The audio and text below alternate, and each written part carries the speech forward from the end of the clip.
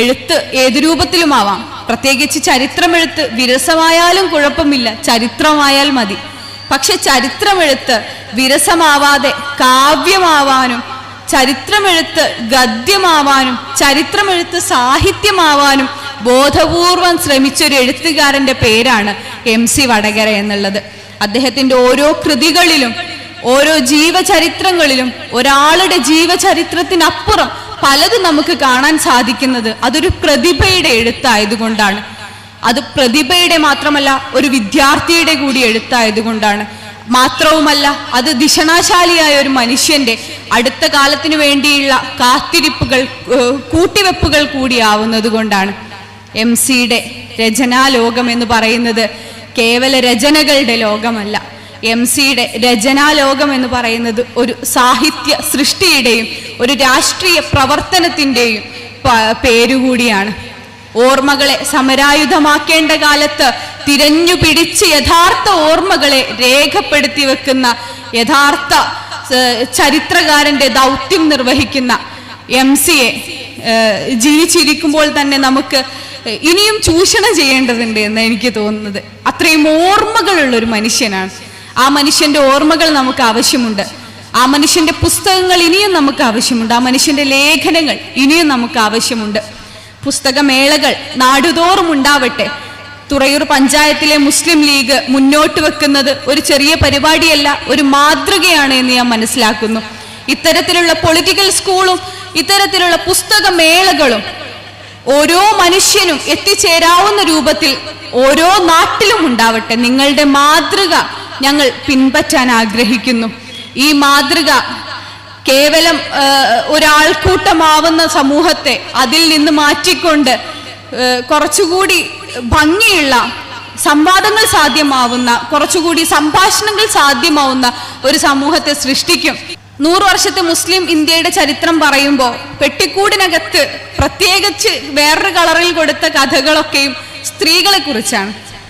അന്ന് ഇന്ത്യയിൽ ലീഗിനെ നയിച്ചിരുന്ന സ്ത്രീകളെ കുറിച്ച്, ബീഗം ഷൈസ്ത ഇക്രമുള്ളയെ കുറിച്ച്, ബീഗം ജഹനാരയെ കുറിച്ച്, ഇങ്ങനത്തെ കുറെ സ്ത്രീകളെ കുറിച്ചുള്ള കഥകൾ അദ്ദേഹം പ്രത്യേകം നോട്ട് ചെയ്യുന്നുണ്ട്. ഒരു ചരിത്രകാരന് എളുപ്പം മറക്കാവുന്നതും എളുപ്പം പരാമർശിക്കാതെ പോകാവുന്നതുമായ ഒരു ഭാഗമാണ് ചരിത്രത്തിൽ സ്ത്രീകൾ എന്ന് പറയുന്നത്. അത് മുസ്ലിം ചരിത്രത്തിൽ നിന്നൊന്നുമല്ല, ചരിത്രത്തിൽ ഇന്നേ വരെയുള്ള ലോക ചരിത്രത്തിൽ തന്നെ ഏതൊരു രാഷ്ട്രത്തിന്റെയും ഓർഗനൈസേഷന്റെയും ഇൻസ്റ്റിറ്റ്യൂഷന്റെയും ചരിത്രം എടുത്തു നോക്കുക, സ്ത്രീകളുടെ ചരിത്രം നമുക്ക് അധികം പരതിയാൽ കാണില്ല. പക്ഷേ MC പ്രത്യേക ശ്രദ്ധ കൊടുത്തിട്ടുണ്ട്. അന്ന് ലീഗിനെ നയിച്ച സ്ത്രീകളുടെ കഥ പറയാൻ പ്രത്യേകം പെട്ടിക്കോടം കൊടുത്തിട്ടുണ്ട്. അതിനകത്ത് എടുത്തു പറയുന്നുണ്ട്. നിങ്ങൾ പ്രത്യേകം ശ്രദ്ധിക്കണം എന്നുള്ളൊരു വാശി MC കാണിച്ചിട്ടുണ്ട്. അതാണ് MC-ന്റെ എഴുത്തിന്റെ രസം. മുഴുവനായും രാഷ്ട്രീയം നിറഞ്ഞൊരു മനുഷ്യൻ. ആ രാഷ്ട്രീയം ഒരു നിറമോ മറ്റെന്തെങ്കിലുമോ അല്ല, അതൊരു ഐഡിയോളജിയാണ്, ഒരു എക്സിസ്റ്റൻസിന്റെ ഐഡിയോളജിയാണ്, നിലനിൽപ്പാണ്. മുഴുവനായും രാഷ്ട്രീയം നിറഞ്ഞൊരു മനുഷ്യൻ എഴുതുന്ന, സാഹിത്യം നിറഞ്ഞൊരു മനുഷ്യൻ എഴുതുന്ന എഴുത്തുകളാണ് MC-യുടെ ചരിത്രങ്ങൾ എന്ന് പറയാതെ വയ്യ. കാരണം ആയിട്ടുള്ള ഇത്രയും മത്സരമുള്ള ഒരു ഇടത്ത് കൊണ്ടുവന്ന് മത്സരിപ്പിച്ചപ്പോൾ അദ്ദേഹം വളരെയധികം മാനസികമായിട്ടുള്ള വിഷമങ്ങൾ അനുഭവിക്കുന്നുണ്ട്. ഈ ചെറുപ്പക്കാരന്റെ ഭാവി നശിപ്പിക്കുകയാണോ എന്നൊക്കെയുള്ള രൂപത്തിൽ. പക്ഷെ അന്ന് CH മത്സരിക്കാൻ നിന്ന സമയത്ത് അവിടെയുള്ള ആളുകൾ ഉയർത്തിയൊരു മുദ്രാവാക്യമുണ്ട്. ആ മുദ്രാവാക്യമാണ് ഞാൻ പരാമർശിക്കാൻ ആഗ്രഹിച്ചത്. തോൽപ്പിക്കും തോൽപ്പിക്കും കൈവണ്ടി ലീഗിനെ തോൽപ്പിക്കും, ഞെട്ടിക്കും ഞെട്ടിക്കും കൈവണ്ടി ലീഗിനെ ഞെട്ടിക്കും. കൈവണ്ടി ലീഗ്, അവിടെ നിന്നാണ് ഓർമ്മകൾ തുടങ്ങുന്നത്. CH മുഹമ്മദ് കോയ എന്ന് പറയുന്ന ചെറുപ്പക്കാരൻ ഒരു തിരഞ്ഞെടുപ്പിൽ മത്സരിക്കാൻ തീരുമാനിക്കുമ്പോൾ ഈ എലൈറ്റ് ക്ലാസിന്റെ ഒരു ബോധം അന്ന് മുസ്ലിം ലീഗിനെ കളിയാക്കി വിളിക്കുന്നത് കൈവണ്ടി ലീഗ് എന്നാണ്. മുസ്ലിം ലീഗ് എന്ന് പറയുന്ന കേരളത്തിൽ ഇന്ത്യൻ യൂണിയൻ മുസ്ലിം ലീഗിന്റെ ബാക്കിയായിക്കൊണ്ട് പിന്നീട് പിറവി കൊള്ളുന്ന മുസ്ലിം ലീഗ് എന്ന് പറയുന്ന മലബാർ പ്രദേശത്ത് ഉണ്ടായി വന്നിട്ടുള്ള ഒരു രാഷ്ട്രീയ പാർട്ടിയെ അന്നത്തെ കോഴിക്കോടിന്റെ അല്ലെങ്കിൽ പൊതുസമൂഹം കണ്ടിരുന്ന ഒരു വാക്കാണിത്, കൈവണ്ടി ലീഗ്. കൈവണ്ടി ലീഗ് എന്ന് പറയുന്നത് കൈവണ്ടിക്കാരുടെ ലീഗ് എന്നുള്ളതാണ്. ഏറ്റവും മോശപ്പെട്ട തൊഴിൽ ചെയ്യുന്നവരുടെ പാർട്ടി എന്ന രൂപത്തിലാണ് ലീഗിനെ പരാമർശിച്ചത്. ഏറ്റവും അധസ്ഥിതരായ കുറച്ച് മനുഷ്യന്മാരുടെ കൂട്ടം എന്നുള്ള പുച്ഛത്തോടെയാണ് ലീഗിനെ സമീപിച്ചത്. ആ ഇലക്ഷനിൽ പിന്നീട് CH വിജയിക്കുന്നുണ്ട്. ആ വിജയത്തിനു പിന്നിൽ മറ്റൊരു കഥയുണ്ട്. ഇത്തരമൊരു മുദ്രാവാക്യം വിളിച്ചതിന് പിറ്റേ ദിവസം കോഴിക്കോട് കൈവണ്ടിക്കാരെല്ലാവരും ഒരുമിച്ച് കൂടി ശക്തി പ്രകടനം നടത്തി എന്നൊരു പരാമർശം ബാഫക്കി തങ്ങളുടെ പുസ്തകത്തിലുണ്ട്. അഥവാ തൊഴിലാളികളുടെ ഒപ്പം നിന്ന് വളർന്ന പാർട്ടിയായ മുസ്ലിം ലീഗിനെ കുറിച്ച്, അതിന് നേതൃത്വം നൽകിയ കേരളത്തിലെ ആദ്യത്തെ അധ്യക്ഷനായ ബാഫക്കി തങ്ങളെ കുറിച്ച്, അദ്ദേഹം എടുത്ത തീരുമാനങ്ങളെ കുറിച്ച്, കഥകളി ആസ്വദിക്കുന്ന ബാഫക്കി തങ്ങളെ കുറിച്ച്, ഏറ്റവും ഇച്ഛാശക്തിയോടെ കൂടി കാര്യങ്ങൾ നേരിടുന്ന ബാഫക്കി തങ്ങളെ കുറിച്ച് കേരളത്തെ, ഈ പുതിയ തലമുറയെ നമ്മളെ ഓർമ്മിപ്പിച്ചത് MC ആണ്.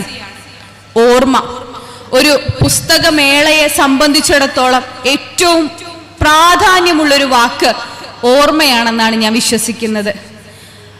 കാരണം ഇന്നത്തെ സാഹചര്യത്തിലായിക്കൊള്ളട്ടെ, ലോക ചരിത്രത്തിൽ എല്ലായിടത്തും ആയിക്കൊള്ളട്ടെ, ഭൂരിപക്ഷത്തിന്റെ മറവിയിന്മേലാണ്, ഭൂരിപക്ഷം വരുന്ന ജനങ്ങളുടെ മറവിയിന്മേലാണ് ഫാസിസം അധികാരത്തിന്റെ കസേരയുറപ്പിക്കുന്നത്. അധികാരത്തിന്റെ കസേരകൾ, ഇത്തരത്തിലുള്ള ശക്തികൾ ഉറപ്പിക്കുന്നത് മറവിയിന്മേലാണ്. ആരുടെ മറവിയിന്മേലാണ്? നമ്മളെ പോലെയുള്ള സാധാരണക്കാരായ മനുഷ്യരുടെ, നമ്മളെ പോലെയുള്ള ചരിത്രം പേറുന്ന മനുഷ്യരുടെ, നമ്മളെ പോലെയുള്ള കാലങ്ങളെ അതിജീവിച്ചു കടന്നു വന്ന മനുഷ്യരുടെ മറവിയിന്മേൽ ഫാസിസം അതിന്റെ കസേരകൾ ഉറപ്പിക്കുന്ന കാലത്ത് ഓർമ്മയാണ് ഏറ്റവും വലിയ സമരായുധം എന്ന് നമ്മൾ നിരന്തരം പറഞ്ഞുകൊണ്ടിരിക്കുകയാണ്. ആ ഓർമ്മയിലേക്കാണ്, വായനകളിലേക്കാണ് പുസ്തകമേളകൾ ഉണ്ടാവുന്നത്. ആ ഓർമ്മകളിലേക്കാണ് ഈ പൊളിറ്റിക്കൽ സ്കൂളും നയിക്കുന്നത് എന്ന് ഉറച്ച ബോധ്യത്തോടു കൂടി തന്നെയാണ് ഞാൻ സംസാരിക്കുന്നത്. ഇവിടെ ഒരുക്കിയിട്ടുള്ള ഓരോ പുസ്തകങ്ങളും, അത് ചരിത്രം പറയുന്നതാവട്ടെ, സാഹിത്യം പറയുന്നതാവട്ടെ, അതിലുപരിയായിക്കൊണ്ട് പോയട്രി ആയിക്കൊള്ളട്ടെ, കവിതകളായിക്കൊള്ളട്ടെ, ഒരു കാലത്തെ അടയാളപ്പെടുത്തുന്നവയാണല്ലോ, ജീവിക്കുന്ന സമയത്തെ അടയാളപ്പെടുത്തുന്നതാണല്ലോ. നമ്മൾ കടന്നു വന്ന വഴികളെക്കുറിച്ചും ഒരു പക്ഷേ പല സാമൂഹിക സാഹചര്യങ്ങളെക്കുറിച്ചും ഓർമ്മപ്പെടുത്തുന്നതാണല്ലോ. ഓർമ്മകൾ വലിയ സമരായുധമാണ്. എനിക്ക് ഉറപ്പുണ്ട്, കഴിഞ്ഞ 4 ദിവസങ്ങളിൽ ഈ വേദിയിൽ ഉണ്ടായിട്ടുള്ള ഏറ്റവും വലിയ പ്രഖ്യാപനവും ഒരു പക്ഷേ അത് തന്നെയായിരിക്കും. ഓർമ്മകൾ ഉണ്ടായിരിക്കണം. എല്ലാം വഴിയോര കാഴ്ചകളായി മറയുന്നതിന് മുൻപ് ഓർമ്മകൾ ഇങ്ങനെ നമ്മൾ സ്വരുക്കൂട്ടി വെച്ചിരിക്കണം. ഇല്ലെങ്കിൽ വഴിപോക്കരായി മാറുന്നത് നമ്മളെപ്പോലെയുള്ള അധസ്ഥിതരായ ന്യൂനപക്ഷങ്ങൾ തന്നെയായിരിക്കും എന്നുള്ളതിൽ സംശയമില്ല. പുതിയ പാഠങ്ങൾ വന്നുകൊണ്ടിരിക്കുകയാണ്, പുതിയ പാഠങ്ങൾ വന്നുകൊണ്ടിരിക്കുകയാണ്. അതെല്ലാ തരത്തിലും പുതിയ പാഠങ്ങളാണ്. പഴയ കാലത്തിന്റെ ചരിത്രത്തെ നിഷേധിച്ചുകൊണ്ടുള്ള പുതിയ പാഠങ്ങൾ, പഴയ കാലത്തിന്റെ ചരിത്രം തിരുത്തിക്കുറിച്ചുകൊണ്ടുള്ള പുതിയ പാഠങ്ങൾ. എന്തിനാണ് ചരിത്രം തിരുത്തിക്കുറിക്കുന്നത്? ഭയം കൊണ്ടാണ്. ചരിത്രം തിരുത്തിക്കുറിക്കുന്നത് ഒരു പക്ഷേ കഴിഞ്ഞ കാലങ്ങളിൽ ഞങ്ങൾക്ക് അസ്തിത്വമില്ലായിരുന്നു എന്ന ഭയത്തിൽ നിന്നാണ്. അടുത്ത കാലത്തെ ഭരിക്കാൻ ഞങ്ങൾക്ക് മറ്റൊന്നും പറയാനില്ല എന്ന ഭയം കൊണ്ടാണ്. ഈ കാലത്തെ അതിജീവിക്കാൻ ഞങ്ങൾക്ക് ചരിത്രം മായ്ച്ചേ മതിയാവൂ എന്ന ഭയം കൊണ്ടാണ്. ആ ഭയത്തെ നേരിടേണ്ടത് ഓർമ്മ കൊണ്ടാണ്. ഞാൻ ഒരുപാട് സമയമെടുക്കുന്നില്ല, പെട്ടെന്ന് അവസാനിപ്പിക്കാം. പ്രിയപ്പെട്ട മലയാളത്തിലെ ഇപ്പോൾ ഭയങ്കര രസമായിട്ട് കവിതകൾ എഴുതുന്നൊരു കവിയുണ്ടല്ലോ, വീരാൻകുട്ടി. അദ്ദേഹത്തിൻ്റെ ഒരു കവിതയുണ്ട്, കൃത്യമായിട്ട് ഓർക്കുന്നില്ല, പക്ഷെ ഇങ്ങനെയാണ് പറയുന്നത്: പൂമ്പാറ്റയെ കാണിച്ച് ക്ലാസ്സിൽ ടീച്ചർ ചിത്രശലഭം എന്ന് പഠിപ്പിക്കുന്നത് കണ്ട് അവൾ ആശങ്കാകുലയാവുന്നു. ഞാൻ പറയുന്ന വരികൾ കൃത്യമല്ല എന്നെനിക്ക് ഉറപ്പുണ്ട്, എങ്കിൽ പോലും ആശയം ഇങ്ങനെയാണ്. പൂമ്പാറ്റയെ കാണിച്ച് ടീച്ചർ പറയുകയാണ് ഇത് ചിത്രശലഭമാണെന്ന്. ഒടുവിൽ അവളും സമ്മതിച്ചു, ഒരു പക്ഷേ ഇത് ചിത്രശലഭമായിരിക്കാം, പൂമ്പാറ്റ എന്ന് പറയുന്നത് അതിൻ്റെ വീട്ടിൽ വിളിക്കുന്ന പേരായിരിക്കാം എന്നുള്ളത്. കവിത അങ്ങനെയല്ല, പക്ഷെ ആശയം അങ്ങനെയാണ്. പൂമ്പാറ്റ എന്ന മനോഹരമായ അവൾ മനസ്സിലാക്കുന്ന ഒരാശയത്തെ, അവൾ മനസ്സിലാക്കുന്ന ഒരു പേരിനെ ചിത്രശലഭം എന്ന് പറയുന്ന മനുഷ്യന് മനസ്സിലാവാത്ത ഒരു വാക്കുകൊണ്ട് റീപ്ലേസ് ചെയ്യാൻ ടീച്ചർ ശ്രമിക്കുമ്പോൾ ഒരു കുഞ്ഞിന്റെ മനസ്സിലാവുണ്ടാവുന്ന ആശങ്കയാണ് വീരാൻകുട്ടിയുടെ കവിതകളിലുള്ളത്. പുതിയ കാലത്ത് ഒരു പക്ഷേ ബാബരി പള്ളിയെ ചൂണ്ടിക്കൊണ്ട് ഇത് രാമക്ഷേത്രമാണ് എന്ന് പറഞ്ഞു പഠിപ്പിക്കുമ്പോൾ ഒരു പ്രാവശ്യം കുട്ടി ചിന്തിച്ചേക്കും ഇത് രാമക്ഷേത്രമല്ലല്ലോ എന്ന ആശങ്ക. രണ്ടാമത്തെ പ്രാവശ്യവും അത് ആവർത്തിക്കും, 3ഉം 4ഉം അത് ആവർത്തിക്കും. പിന്നീട് ബാബരിയല്ല രാമക്ഷേത്രമാണത് എന്നുറപ്പിക്കും. ഇത് ബാബരിക്ക് മാത്രമല്ല, ഇന്ന് എല്ലാത്തിനും ബാധകമായിട്ടുള്ള ഒരു പൊതു തത്വമാണ്. ചരിത്രങ്ങൾ അങ്ങനെ മെല്ലെ റീപ്ലേസ് ചെയ്തുകൊണ്ടിരിക്കുകയാണ്. ആ ചരിത്രങ്ങളെ റീപ്ലേസ് ചെയ്യുമ്പോൾ എന്തുകൊണ്ടാണ് നമ്മൾ അതിനെ മറക്കേണ്ടത്? അതിനെ ഓർമ്മ കൊണ്ടാണ് നേരിടേണ്ടത്. ആ ഓർമ്മകളെ വീണ്ടെടുക്കുക എന്നുള്ള ചരിത്ര രാഷ്ട്രീയ ദൗത്യം ഏറ്റെടുത്ത ചില മനുഷ്യരുണ്ട് നമ്മുടെ കൂടെ. അത്തരമൊരു ദൗത്യം ഏറ്റെടുത്ത നമ്മുടെ ഇടയിൽ ജീവിക്കുന്ന നമുക്ക് ജീവിച്ചിരിക്കുമ്പോൾ കാണാവുന്ന ഒരു ഇതിഹാസ പുരുഷന്റെ പേരാണ്, താങ്ക് യു, കവിതയെ ഇത്രയും വികലമായി അവതരിപ്പിച്ചതിനുള്ള ശിക്ഷ എന്നോണം യഥാർത്ഥ കവിത ഞാൻ ഒരു പ്രാവശ്യം ചൊല്ലുകയാണ്. യഥാർത്ഥത്തിൽ വീരാൻകുട്ടി എഴുതിയ വാക്കുകൾ ഇങ്ങനെയാണ്, കാരണം അത് മനോഹരമായി എഴുതപ്പെട്ട വാക്കുകളാണ്. ഞാനൊക്കെ ചൊല്ലുമ്പോൾ ഇങ്ങനെ പറഞ്ഞു വേറെന്തോ ആയി പോവാന്നുള്ളൂ. അദ്ദേഹത്തിന്റെ വരികൾ ഇങ്ങനെയാണ്: മനസ്സിലായതേയില്ല അവൾക്ക് പൂമ്പാറ്റയുടെ ചിത്രം കാണിച്ച് ചിത്രശലഭമെന്ന് ടീച്ചർ പഠിപ്പിച്ചുകൊണ്ടേയിരുന്നത്. മനസ്സിലായതേയില്ല അവൾക്ക് പൂമ്പാറ്റയുടെ ചിത്രം കാണിച്ച് ചിത്രശലഭം എന്ന് ടീച്ചർ പഠിപ്പിച്ചുകൊണ്ടിരുന്നത്. ഒടുവിൽ വിഷമിച്ചാണെങ്കിലും അവളും ചിത്രശലഭം എന്ന് പറഞ്ഞു തുടങ്ങി. പൂമ്പാറ്റ എന്നത് അതിൻ്റെ വീട്ടിൽ വിളിക്കുന്ന പേര് എന്ന് സമാധാനിച്ചുകൊണ്ട്, പൂമ്പാറ്റ എന്നത് അതിൻ്റെ വീട്ടിൽ വിളിക്കുന്ന പേര് എന്ന് സമാധാനിച്ചുകൊണ്ട്. ഇതാണ് വീരാൻകുട്ടി എഴുതിയ കവിത. ഇതാണ് അദ്ദേഹത്തിന്റെ വരികൾ. അത് തന്നതിന് നന്ദി. കൃത്യമായിട്ട് റീപ്ലേസ് ചെയ്യപ്പെട്ടിരിക്കുക.